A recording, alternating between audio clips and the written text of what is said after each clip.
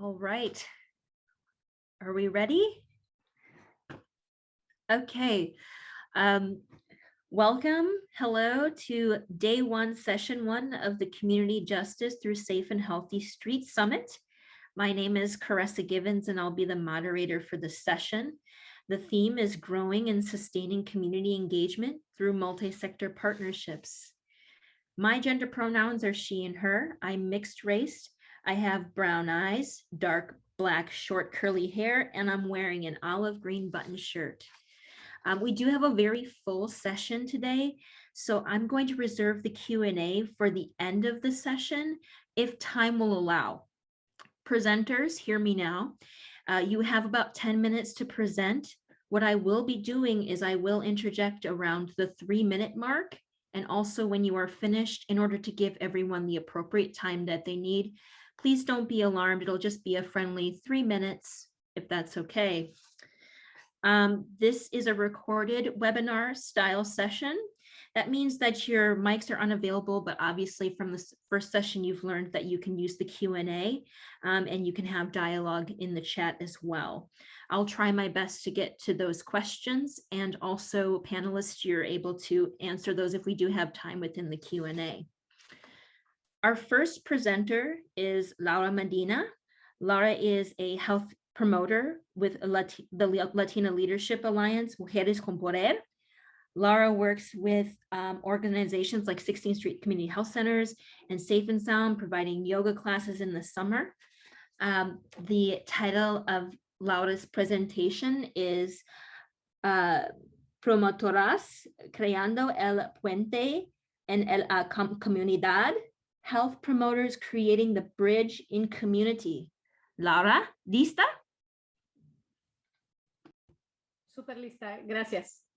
Hello everybody. My name is Laura Medina, and my pronouns are she, her, and hers. Today, represent Mujeres con Poder. I'm wearing in a black and pink colors. The color of my skin is brown. The color of my hair is black. Thank you. So let's begin.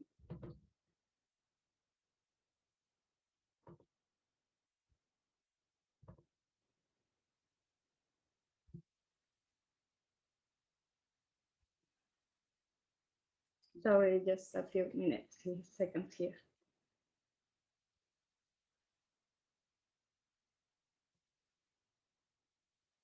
Thank you. So again, thanks for allowing us, Mujeres con Poder, to be here. Like we say at the beginning, the title of the presentation is Health Promoters Creating the Bridge in Our Community. Mujeres con Poder, creating the bridge in our community. And like a team, we create some videos for this presentation. We want to invite the voice of each of our partners, of each of the members of the Mujeres con Poder to be here. So let's play the first video to see what we are.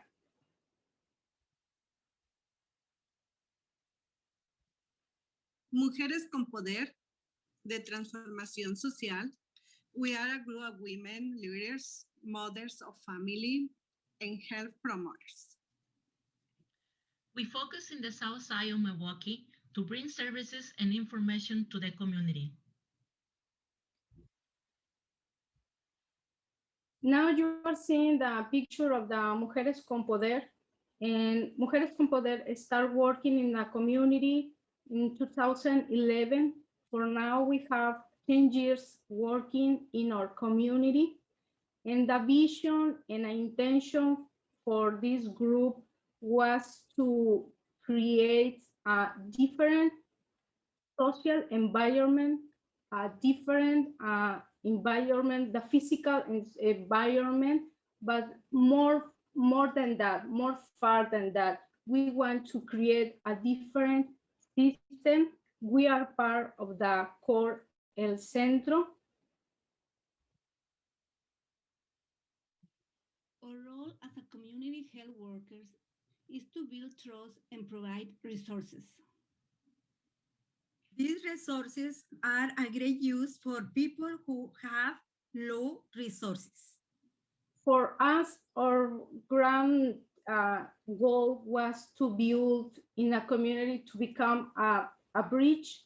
And also we want to create trust and create more resource for the community. I think these 3 points are being the key for our group to build this trust with our community. They know us like they can trust on us, that we can bring some resource for our community. And for us, that was very important to the work that we are doing now.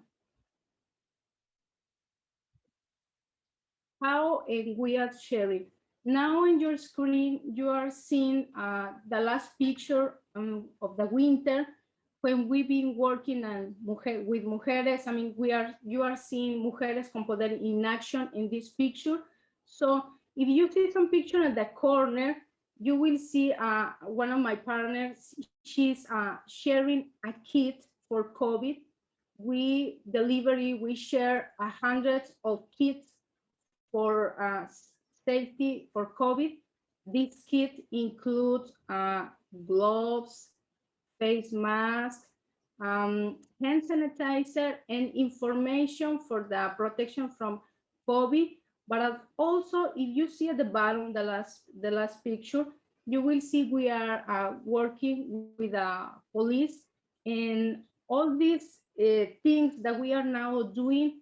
How we do it? Well, we've been through different trainings. I'm gonna start to saying that 2 years ago we start to doing that training for Citizen Academy. So we've been doing to all this process with the police, and also we've been training in the some concept for the health. And if you can see, we like to work with our people, with our community, shoulder to shoulder, face to face. You know, we are taking some precautions with COVID, but also we love to still touching with our community. We also being invited in a different trainings. We've been training for the Milwaukee City in recycling. So now we are also giving some tours in Spanish. I mean, not now, but you know, the last year with COVID, we have to start. So the resource that we are sharing now is at the corner, you will see a big page where we have a survey. We already finished doing this survey, and the intention for this survey was to allow to our community to speak, to share with us their concerns, the issues that they have.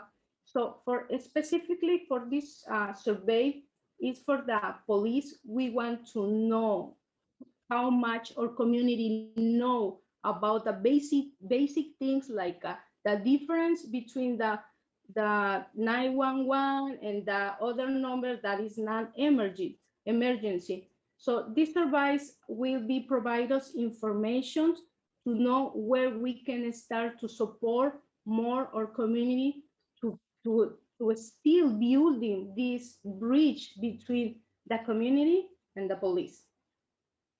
Other things that we are working now is to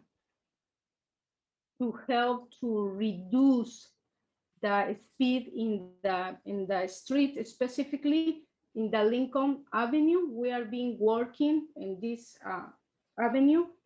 June 18 and June 26 at noon at Caciasco Park, Mujeres con Poder will be sharing some stickers for the cars, you know, and a huge signs that you can put in your house to invite the people to slow down, to reduce the high speed. So if you will see where is my mouse pointing. We have it's in Spanish, and the message is no me quites a mi familia y amigos, baja tu velocidad, which means don't take my family and friends, slow down. Especially, I'm gonna say this is very important for the community. We are seeing increase the height, the speed in the streets. And I'm gonna share something that the October for the last year, we lost a member of Mujeres with Poder because the high speed, somebody crashed one or member of Mujeres con Poder, we lost her. So other thing that we are working, we believe that we don't have to work alone. It's not just Mujeres in the community. We need to share resource. We need to bring the information that Mujeres has to bring and the new organization or for organization to work pro or community. You are seeing in my screen also a flyer from one of the meetings that it already passed, but we have the chance to express the needs that we hear from our community. So this was concerned about the budget.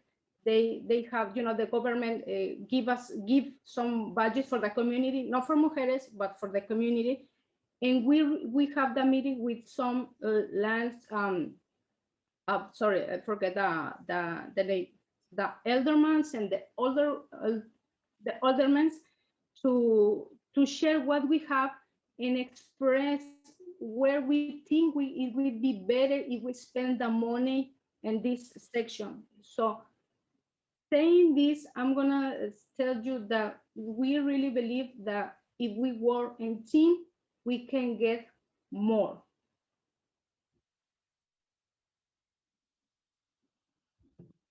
As a group, we focus on teamwork, not only to share the workload, but because we've seen how the positive results are multiplied when we work together.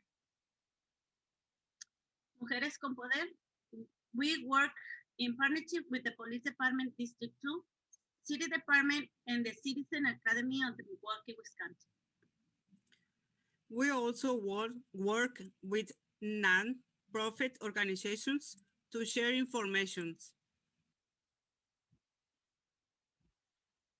So here are some of our partners, and I'm gonna say that I already mentioned. We belong to Core El Centro, and other than our team that is very important for us is Safe and Sound.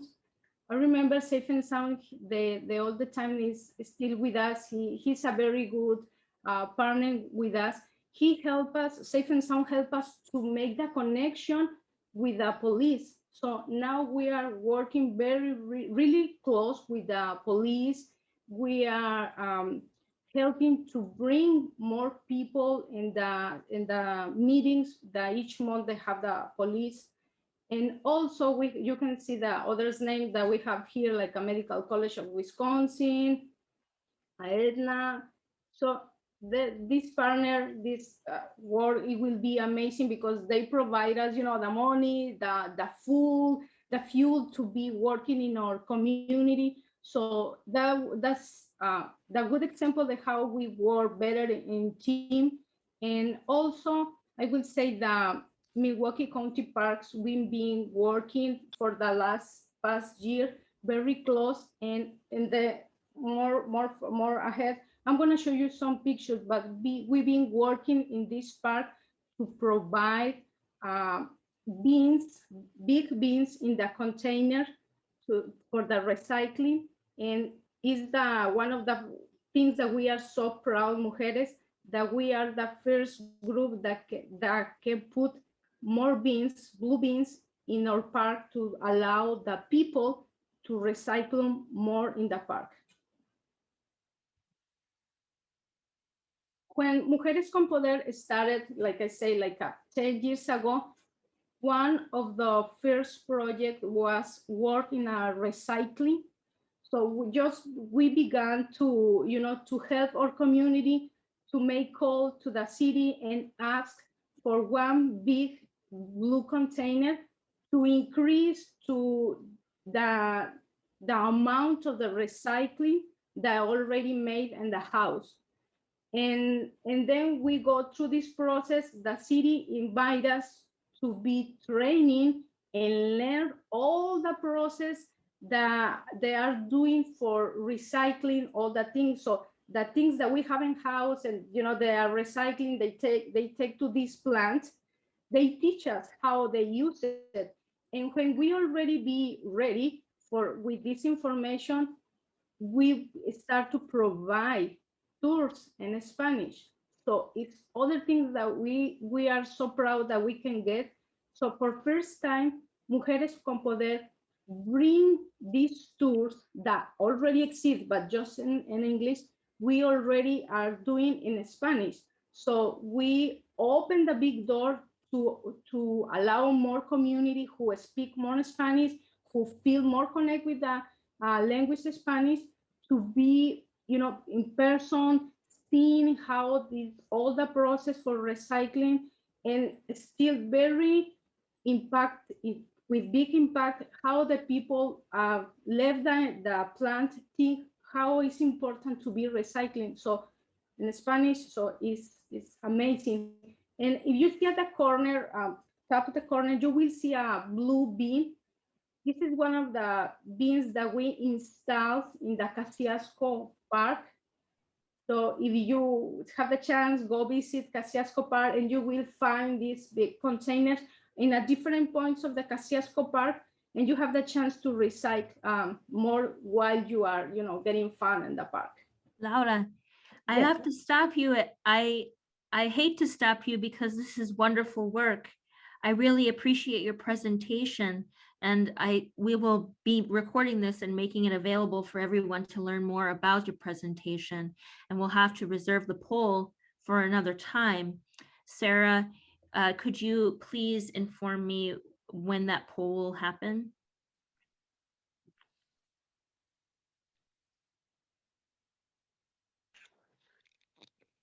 Hi, Carissa. Yes, we can launch the poll at another time if you'd like to, whenever Okay. you'd like. So I am going to move on to our next presenter. Laura, gracias. Thank you.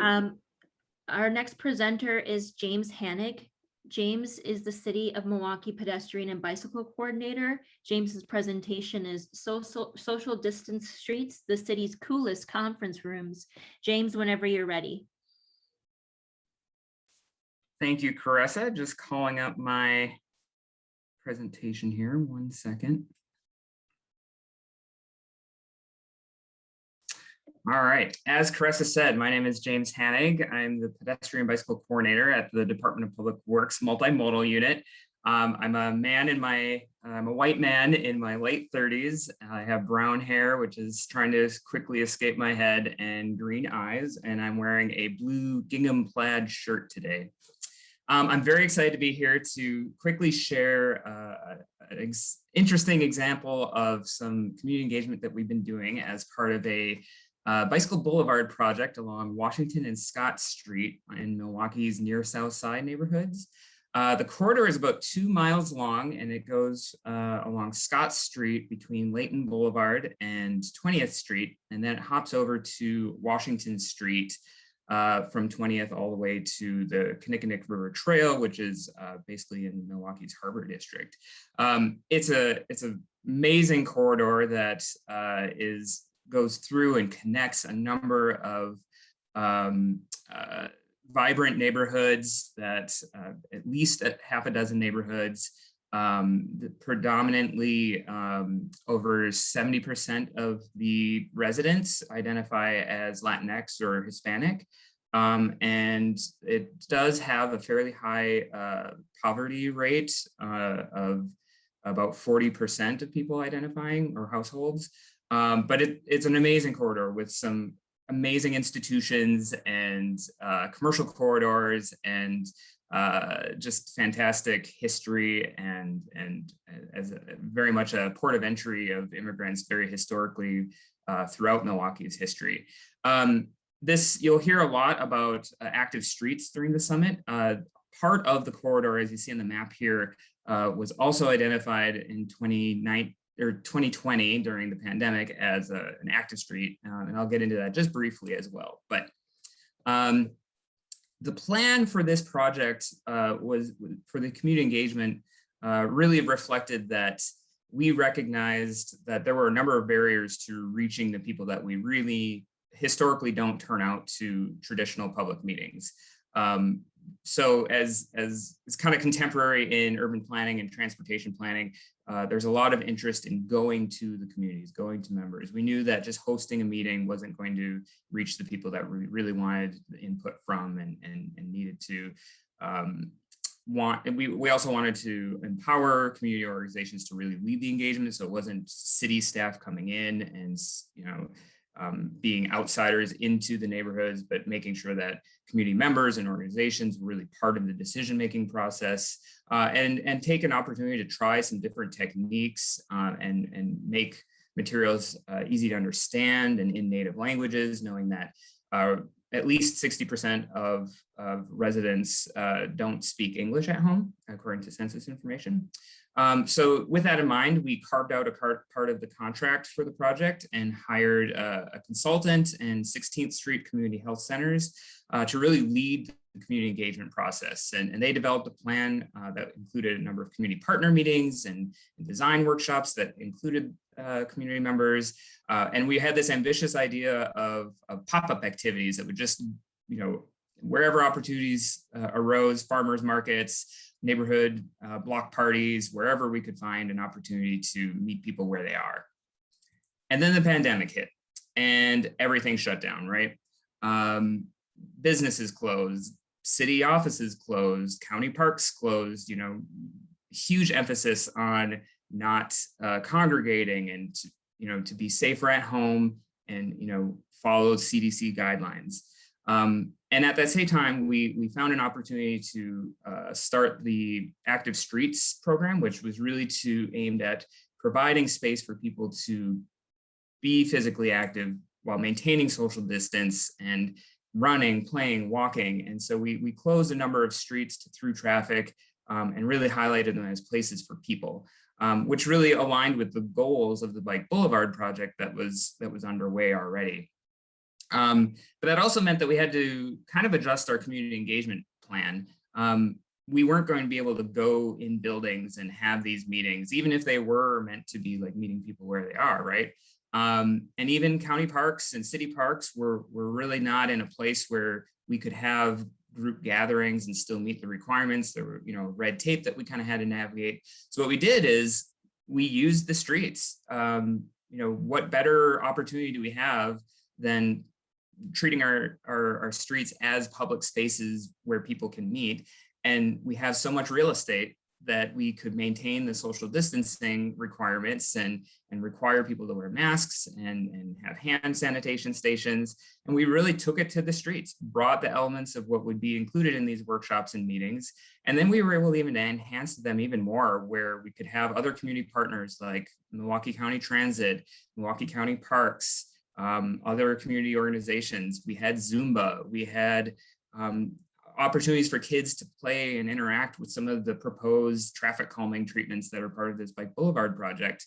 We had great success, we had great turnout, people were really interested. We've done it twice now. One in September was at a community design workshop, and then just recently in early May, we had our first public open house meeting or open street meeting. And we've learned a few things already. You know, neighbors are really the experts. They know what's happening on their streets. They can be trusted to be part of the decision-making process. I think as planners and designers, we need to embrace that.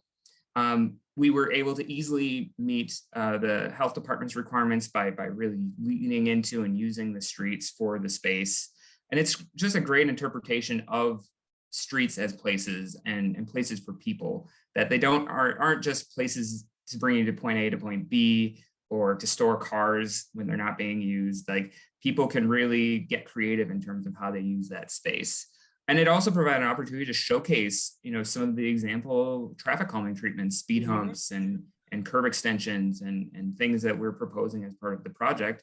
And they're incredibly, the events were incredibly family friendly. Not only were there activities like chalk and paint and just little games that kids kind of could play and come up with on their own, but as you see throughout these pictures, parents were taking this opportunity to, you know, include their kids at the table, looking at things, pointing things out. being part of the decision-making process as well. And you'll hear a little bit more about that from my colleague Marissa today. There were also some things that we learned that are challenges.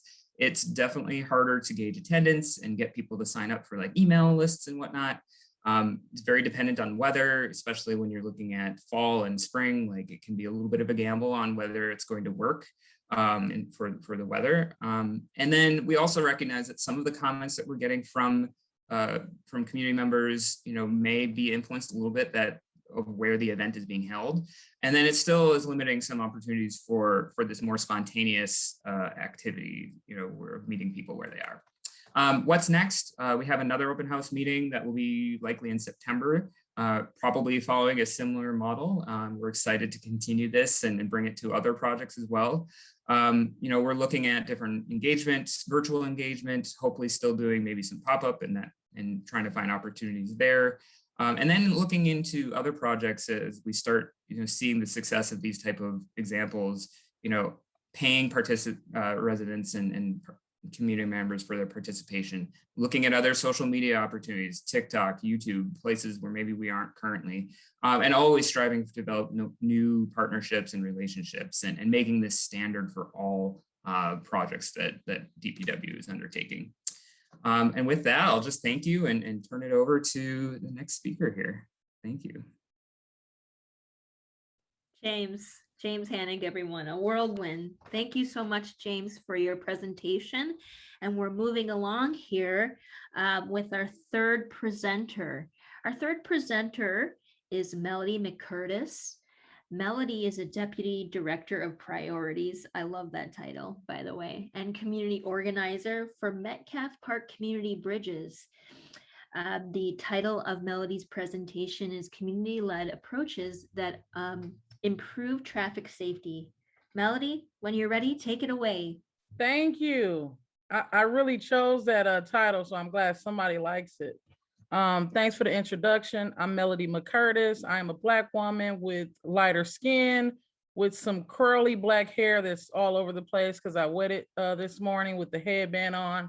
And then I have on a Black shirt that says MKE Equity. And I have brown eyes. And then just give me 1 second to pull this up. I'm going to share my screen. So my piece will be, based on a community-led approach that improves traffic safety. I work at Metcalf Park Community Bridges, which is a organization that were formed by community members that live in Metcalf Park. Metcalf Park is on the north side of Milwaukee, right in the center. And that's from 27th Street to 38th Street from Center to North Avenue. So within our community, we have these huge high traffic areas. We have North Avenue, we have Center Street, we have the 30th Street corridor that people think, people don't use those corridors, but there's a lot of traffic going through our corridor, a lot of traffic going through 27th, and a lot of traffic going through 35th that almost breaks up our community into 3 small communities inside of one. So when we got started in 2011, we really started to just get the community together around what are our priorities, right? What are some things that we want to work on? What's the beauty of our neighborhood? And as a result of hundreds and hundreds of community members getting together, surveys, different events, and different things like that, one of the priority areas is safety. And under that priority area, traffic safety, way back in 2011 was a high priority for our community. So I really want to highlight what all of the other speakers said today is that the community are the experts, right? They know what they need before anybody else. I know that for the past, I want to say 3 to 4 years, there has been a citywide issue around traffic safety and reckless driving, but people in Metcalf Park were already living this, right? They were already experiencing this. And that's how we identified it. And once we identified that this is a problem, we started to really work together on how do we combat this issue. So one of the things that our community said automatically, what we do with anything is that, we do education around it, right? We see the synergy around it, right? People on 35th Street might have a totally different experience than people on 28th Street when it comes down to the traffic. But what we saw is that our whole community was dealing with the same issues around traffic. A lot of our intersections didn't have stop signs. A lot of our intersections doesn't have speed bumps. A lot of folks applied for speed bumps and wasn't getting approved for years and years and years.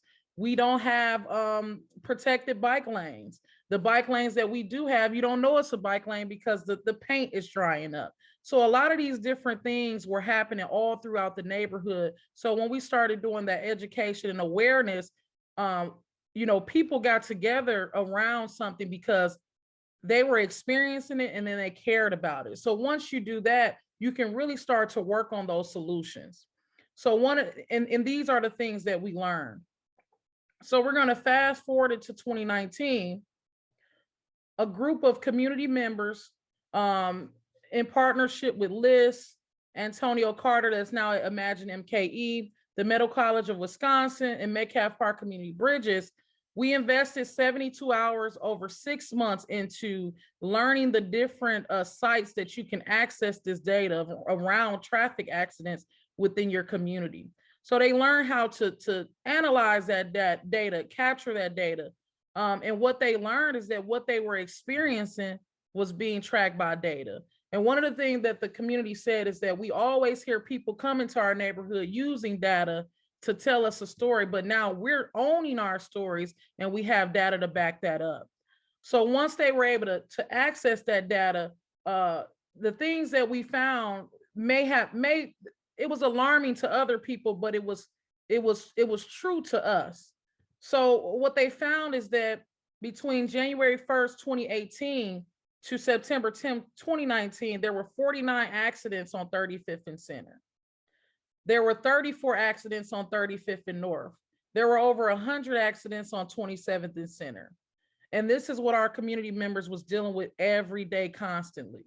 So once they compiled this data, they started doing research on what can really reduce these incidents that's occurring. And we found that art helps reduce, it helps enhance traffic safety. We found out that other communities, because they researched other communities, they had different streets, right? They had walkable communities. Our community didn't have that. We didn't have the bump outs. We didn't have the stop signs at the intersections that we needed the stop signs. We didn't even have the infrastructure in place to create the culture of driving safe, right? So one of the huge things through this project, especially for people that lived right on 35th and Center, they felt like they were being seen, right? Not only being heard, not just complaining about something, but they saw something, they felt something, and it was bagged up. Now, this is a store on 35th and Center. This store has about 5 entry and exit at this store on a corner that caused a lot of these accidents on 35th. Recently, this store, they beat a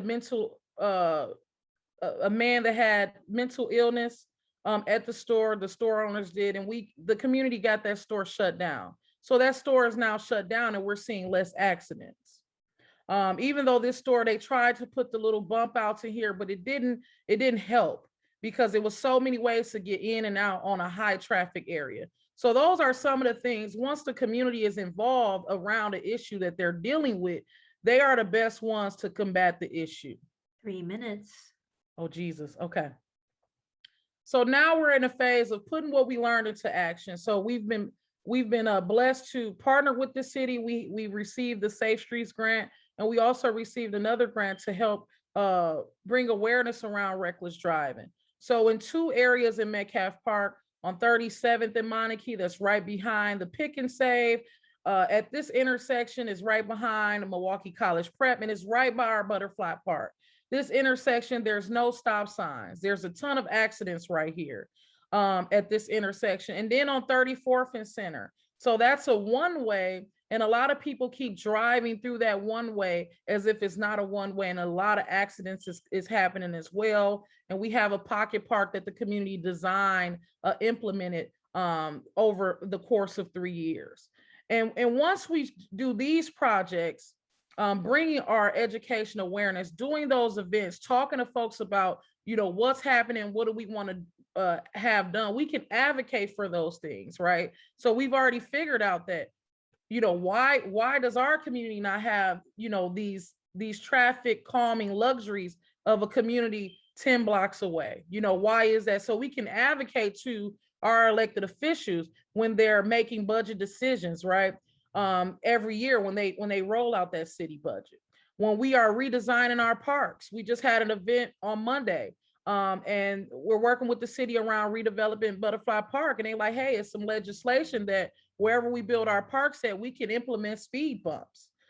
So just using all of the things that we learn, art and education, that's the right now things that we can do. But the advocacy and getting those resources to get it done that's how we move forward on really seeing the change around traffic safety in this community. And then when we look at the art, we're hiring artists from the community. So this middle picture is Quan Caston, who lives in the neighborhood, that is going to be doing the artwork at all of these different spaces. So when we say community led, we mean created, we mean implemented, and through the whole process all the way to the end. It's not a quick journey. It's a journey that's going to take a while, and we want it to be sustainable. So that is Metcalf Park Community Bridges and our approaches to traffic safety under the community's directive. And I think I got time because Carissa. You do. Melody, that was fantastic, so succinct. And I must say, I like your data-driven approach, and then adding all of the community context and with what's going on. And I look forward to working with you more, because I know we just connected recently. I'm really inspired. Yes. So thank you so much. Thank you. Our last presenter is a colleague of mine, Marissa Meyer. Marissa Meyer is a transportation planner, the City of Milwaukee Department of Public Works Multimodal Unit. Marissa, welcome. And Marissa's presentation today is Safe Routes to School, Recruiting Milwaukee's Youngest Street Designers. Marissa, whenever you're ready. Of course. So yes, my name is Marissa. I'm a white woman. I have brown eyes, medium length brown hair, and I'm wearing a blue collared shirt.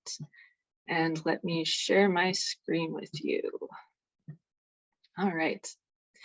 So a little bit similar to James's presentation earlier, I'm going to tell you about the public involvement for a project that we did for Safe Routes to School.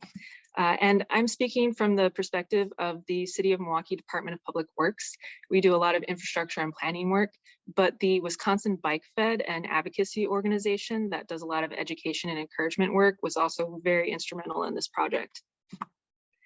And we two organizations actually received an award, the Vision Zero for Youth Innovation Award, in part for this project, also for a lot of other work that was going on, reflecting the Safe Routes to School efforts of the city as a whole. And we were very honored to receive this. So the DPW part, we heard from so many community members that dangerous streets are a huge concern in Milwaukee, and that it's one of the major reasons that parents don't want their students to be walking to school. So as a city, we applied for a federal transportation alternatives grant to build some street infrastructure improvements around 8 schools in the city. The funding worked out to about $75,000 per school. And each school that we selected scored high for both equity concerns and safety concerns. The public involvement started with some interactive design workshops. We tried to invite all members of the school community, students, parents, teachers, other community members in the area. And in these workshops, I'm sorry, I'm not sure why some of my slides aren't loading. The participants worked in teams to first identify safety concerns and discuss what problems they were seeing in the community, and then decide how they would spend that $75,000 budget. So for example, did they want to concentrate all of the money on one particular intersection, maybe build curb extensions and pedestrian beacons just at that one location? Or did they want to spread out the funding with lots of crosswalks and speed bumps all throughout the area? And the Bike Fed attended some of these design workshops and really saw the potential to take it one step further and bring it directly into the classroom. So they worked with us to use our maps and materials, our PowerPoint presentations, and then they also worked with the teachers to add some reading, math, writing activities to support this design workshop and really integrate it into the curriculum. And these workshops were really successful. Everyone loved them, students, teachers, DPW staff alike. But then the pandemic happened. So similar to what James described, everything shut down. Everyone went home and meeting in person was not possible at all. So our challenge was to figure out how to communicate the design options in our next round of public involvement to everyone without any of the traditional tools of a public meeting or being inside at all. And we decided to take our meetings on the move and turn them into community walks. So some of the tools that we used to make this work was that each participant had their own clipboard so that nobody was, gathering around a poster to see what it said. And these handouts had information like maps of the area, the locations that we were going to visit, photos of the different types of improvements we were talking about. And then on the walk, we visited each of the key locations to really discuss it in detail. We also used chalk spray paint on the street itself to help people visualize what some of the improvements we were talking about would look like in person.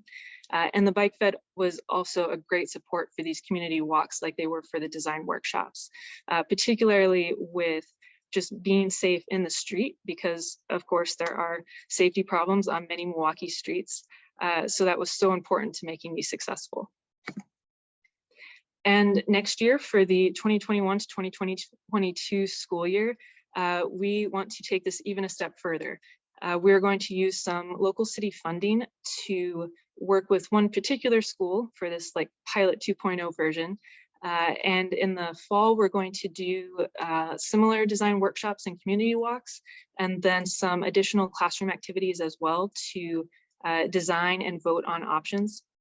And then in the spring, we want to add a kind of capstone public art. So with the final street design that everyone picks, we want the students to assist in designing and hopefully also actually painting on the street some sort of public art activity. And then in the summer, we'll construct all of these improvements so that when the students come back to school in the next fall, they can see the results of all of their efforts. Some concluding thoughts, just kind of summarizing some of our experiences. One of the biggest ones is that kids are already experts. So they not only know their own experience, but they see the experience of their friends and their family members. So for example, the Bike Fed heard from a particular student that there was an intersection that they could get across safely, but their grandmother could not. So they were able to share that with everyone and really think about how to address it. So our role as city staff is really to give students the language, the tools, and the platform to share what they know and advocate for themselves. The student in this photo is actually reading her essay that she wrote as part of those earlier classroom activities to various adult community members, including the alderman for this area. Another thing about working with schools is that the champions may not be obvious. Usually you want to start with the principal, but often they don't have the capacity to really be the key champion for a project like this. So some examples would be parent coordinators, student leaders, individual teachers like PE teachers who might be interacting with students walking and biking, other after-school program organizers could all be key champions to make a Safe Routes to School project work really well. Like for many types of projects, it's often easiest to start small. So for example, prior to setting up a walking school bus, it might be easier to start with just a walking club before moving on to that next step of in the morning, really gathering students in a walking school bus to come to school. And finally, you don't have to stay in the classroom or the conference room, whether you're working with schools and students or you're just doing any other type of public involvement. Getting outside, getting people talking to each other, not just talking at them, is so important. And making things fun and engaging. I think we do tend to think about that for kids, making things fun for kids, but we tend to underestimate the importance of making things enjoyable for adults too. Because everything just raises to another level once people are actually enjoying being there and enjoying talking to you and getting a lot out of it. And again, not just being talked at. So that is what I have for you. Thank you very much. Wow, Marissa, well done. You expedited that quite well and we appreciate it. And I hope everyone was able to retain some of that information. Now, I actually want to circle back before I ask this question, if we have time, to honor the work of Laura Medina. Laura has a poll for us, and I was actually just going to read it for Laura, if it's okay. The first question for all of you is, on average, how many calls does the MPD 911 call center receive each day in the summer? Take a stab at it.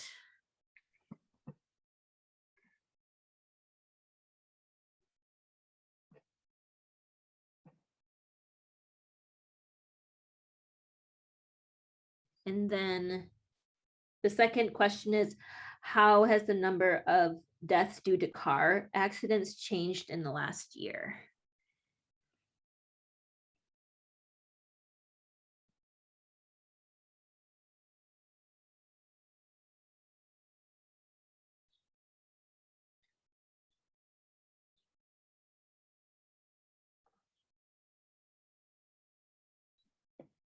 And for my technical friends out there who have been graciously helping us, are we able to see this poll? I submitted, but I can't see it. Oh, there we go. Wonderful. Thank you.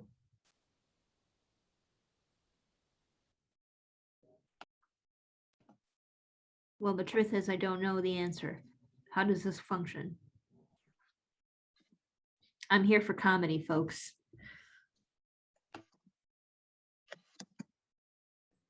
Hey, Caressa, this is Jesse. Hey, So Jesse. it looks like on average, how many calls does the MPD 911 call center receive each day in the summer? It looks like 500, that was a guess of about 3%, 1,000 was 53%, and 2,100 was 44%. And then how has the number of deaths due to car accidents changed in the last year? So same as the year before was 3%, decreased by 10% was 17%, and increased by 7% was 81% of the votes.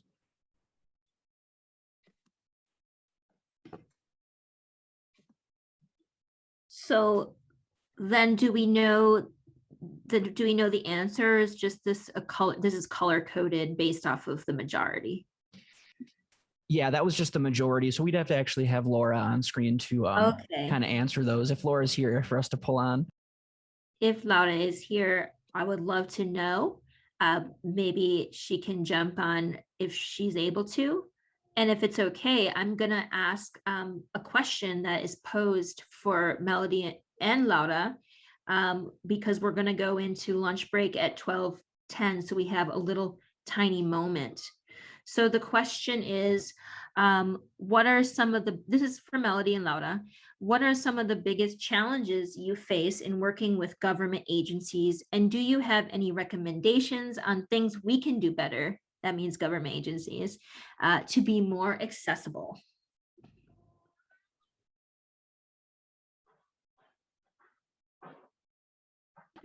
Melody, you've got to unmute yourself. Is it on me? Yep, loud and clear. Oh, this is a hard question.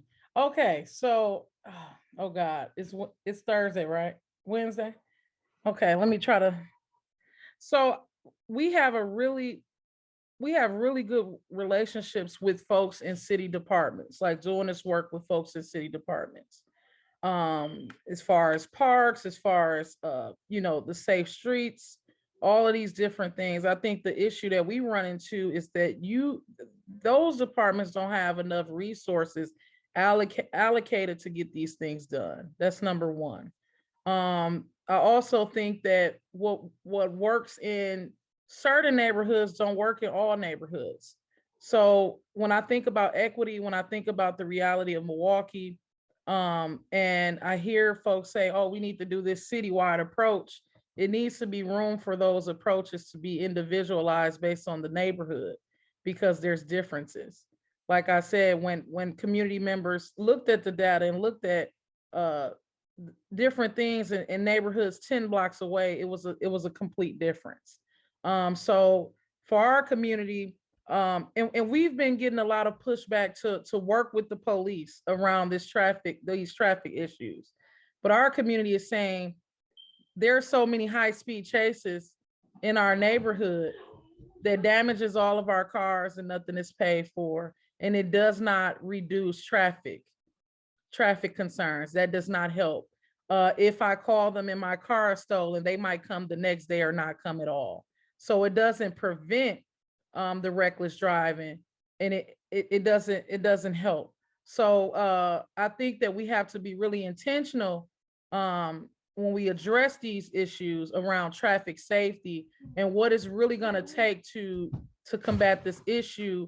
And we have to look at neighborhood by neighborhood, because certain neighborhoods have different things than other ones, and we're lacking basic things like stop signs and speed bumps, and on waiting lists for speed bumps for 3 years, maybe 4 years. So just being mindful and being intentional about equity, what that actually looks like in Milwaukee, looking at the culture. And we're partners in the work, right? So it's a lot of people that I work with at the city was like, well, my boss is not going to let us do that. We're working with you. Let us advocate, because your bosses, we voted them in there. We elected them in there. The community elected them in there. So they actually work for us. So let us be in those conversations and spaces to advocate on behalf of not only the community, but that your departments have the funding to do this work. When we talk about the city budget, when 50% is going to the police and 2% is going to health, 2% is going to your departments. You can't do anything with a 2% of the budget. So that's my piece on it. Thanks, Melody. That's the truth. And You heard my it right son here. is interjecting. You heard it right here. Well, Laura, we are going into lunch, but we did fill out this poll that you presented to us. What do you know? Do you have the answers to the poll so we can take us into lunch? I didn't see the results. I mean, I see the poll, but I didn't see in my screen the results. So on question 1, most people voted for 1,000 calls to the MPD 911 center. That was 53% people voted for. Okay. And the crash increases since last year, people voted for 7% increase with 81%. Yes. That was Are crazy, those both right? the right answers? Yes, they are the right answer. And Wow. it's crazy, right? Because we are thinking like we are COVID, we are in house, we don't expect that the crash increase. So that was so impressed for us. And this is why we are working in the reckless and be supporting and reminding the people, please slow down. Well, thank you so much, everyone. Thanks for hopping on, Laura, again. Wonderful presentation, and what a pleasure to be with all of you. I'm sorry we had to move so quickly, but now you can take a little bit of a break and have maybe a nice meal. Thank you so much, everyone. Take care.